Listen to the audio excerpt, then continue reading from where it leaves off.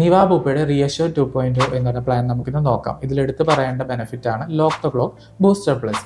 Lock the clock എന്ന് പറയുന്നത് നമ്മളൊരു പോളിസി എടുക്കുമ്പോൾ നമുക്ക് ആ വർഷം ക്ലെയിം ഒന്നും വന്നില്ലെങ്കിൽ സെയിം എമൗണ്ട് തന്നെയായിരിക്കും നെക്സ്റ്റ് ഇയർ വരുന്നത്. അതുപോലെ ബൂസ്റ്റർ പ്ലസ് നമ്മൾ ഉപയോഗിക്കാത്ത സംബന്ധിച്ചോടെ നെക്സ്റ്റ് ഇയറിലോട്ട് ക്യാരി ഫോർവേഡ് ചെയ്യുന്നതിനെയാണ് ബൂസ്റ്റർ പ്ലസ് എന്ന് പറയുന്നത്. ഇതിൽ അൺലിമിറ്റഡ് റീസ്റ്റോറേഷൻ നമുക്ക് ലഭിക്കുന്നുണ്ട്. എനി റൂം നമുക്ക് ഇതിനകത്ത് ചൂസ് ചെയ്യാവുന്നതാണ്. ഇതുപോലെ തന്നെ ഹെൽത്ത് ചെക്കപ്പ് വരുന്നുണ്ട്, ഓർഗൻ ഡോണർ എക്സ്പെൻസ് കൊടുക്കുന്ന ആളുടെയും സ്വീകരിക്കുന്ന ആളുടെയും അപ് ടു സം ഇൻഷുർഡ് ഇതിൽ കവർ ചെയ്യുന്നുണ്ട്. അതുപോലെ തന്നെ നമുക്ക് pre and post hospitalisation 60 to 180 ഡേയ്സിൽ കവർ ചെയ്യുന്നുണ്ട്. അതായത് അത് ഹോസ്പിറ്റലിൽ അഡ്മിറ്റ് ആവുന്നതിന് മുമ്പ് ഡിസ്ചാർജിന് ശേഷമുള്ള ടെസ്റ്റുകൾ, ബ്ലഡ് ടെസ്റ്റ്, ECG അതുപോലെയുള്ളതെല്ലാം ഇതിൽ കവർ ചെയ്യുന്നുണ്ട്.